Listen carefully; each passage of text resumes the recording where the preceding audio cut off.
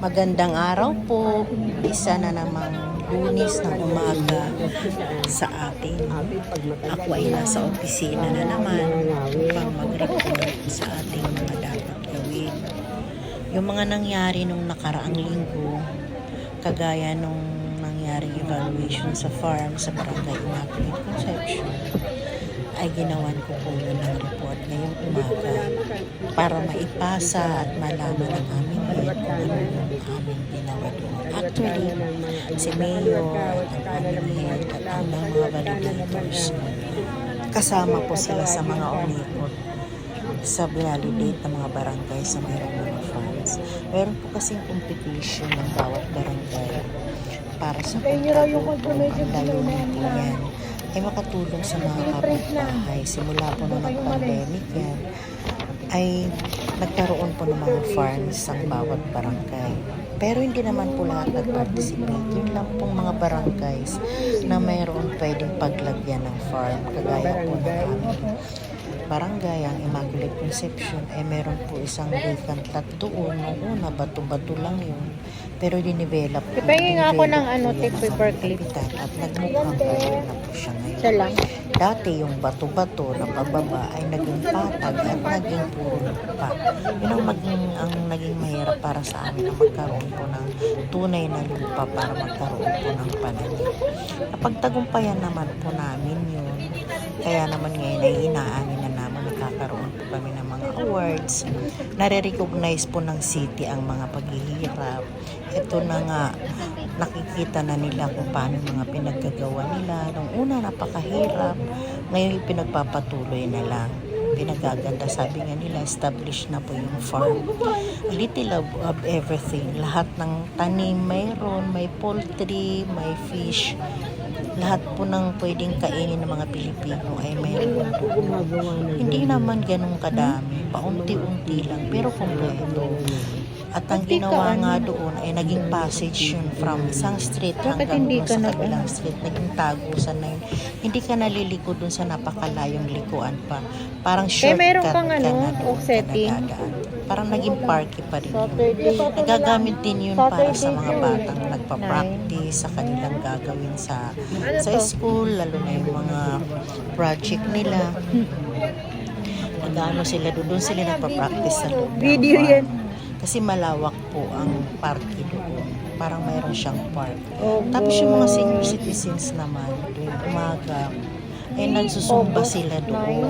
Tapos, nilang magsumba, ay nangunguha sila ng mga gulay. Binibigyan naman po sila doon. Actually, mga kapitbahay, pinapalit nila yung kanilang mga kalakal, mga plastic na pwedeng pagtaniman.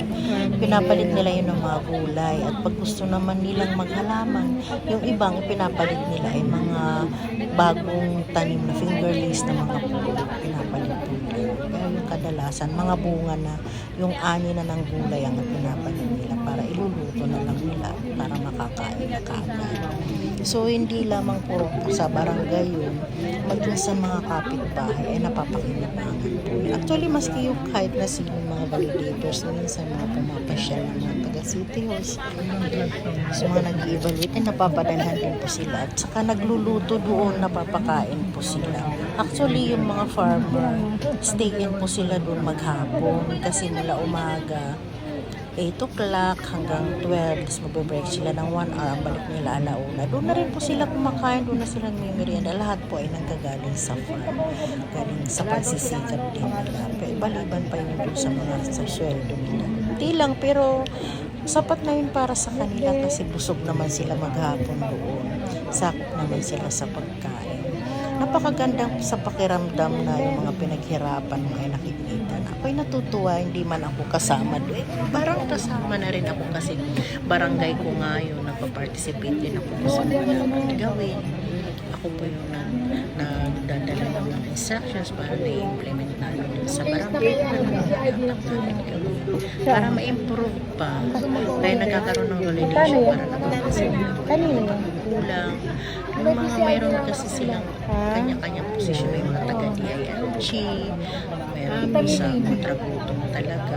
Tapos sa Sa iba't ibang opisina, panig opisina sila tuwing nag-iwan. Sa Joy Farm Gardening na sinulina, kasama dito sa pagka napili na yung barangay, si Mayor na mismo mag-final allocation. So, ang barangay Immaculate Conception, lagi po siyang nagtatap sa buong district 4. Number 1 po lagi siya. Ilang taon na yun. Succeeding na nananalo. Kaya lumalaban po siya sa citywide. Nung nakaraang taong pang-apat po siya sa citywide. Sa ngayon, hindi pa namin alam kung pang-ilan. Pero kasama po siya. Lalaban po siya sa citywide. Kasi siya na ang representative ng District 4. Lagi po siya nananalo. Kasi napakaganda ng setup po. Farm namin. Diretso ganun. Kaya nga lang ang kalaban namin yun din napapikutan kami ng mga building. Mga bagong ginagawa. Kaya yung ibang mga puno natanggal na doon, nalaglag doon sa ilalim. Pero napalitan naman ang pwedeng pakinabang. Kaya napakaaliwalas ngayon. Maganda na namang tingnan yung farm, nakakatuwa. Na pag pumunta ka doon ay bukod sa kasi di ba ilang bagyo naman ang dumadaan sa ating bayan. Naapektuhan din yung farm. Kumbaga yung mga halaman, yung mga pananim, nadidistract din sila. Pero maaga po yung mga farmers, napapalitan nila kagad ng mga bagong seedlings hanggang sa namumungat napapakinabang. Kagaya nung nakaraang mga bagyo, napalitan kaagad nila ng kung ano-ano mga tanim. Sa ngayon, napakadami ang okra, patola, talong, opo, at kung ano-ano pa mga papaya, mayroong kalamansi, sili, kung ano-ano pa mga tanim na napapakinabang. Talagang meron sila, may kukonti, a little of everything na. Pero meron lahat. Mga herbs, nandun na lang. Ang magandahan doon sila mismo gumagawa ng kanilang fertilizer. Meron din sila mga pandilig na nanggagaling sa mga nabubulok ng mga prutas. Yung mga sa mga bahay galing ng mga kaning baboy, dinadala nila ng pagkakita nila ng gulay. Yun ay binubulok yun doon sa farm para na pataba na nila. So, meron din silang pandilig at meron din pataba. Kaya ng mga balat ng buko.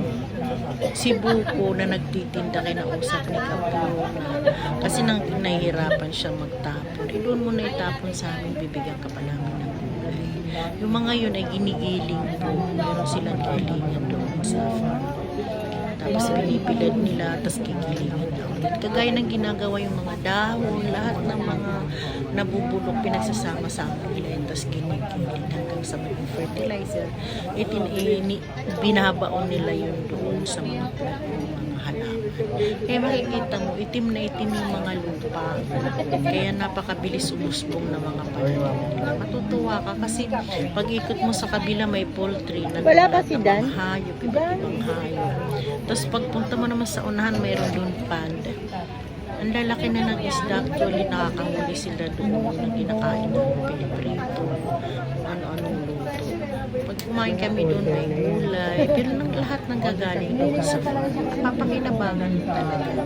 May fish, may poultry, at may mga pananim. Yun lamang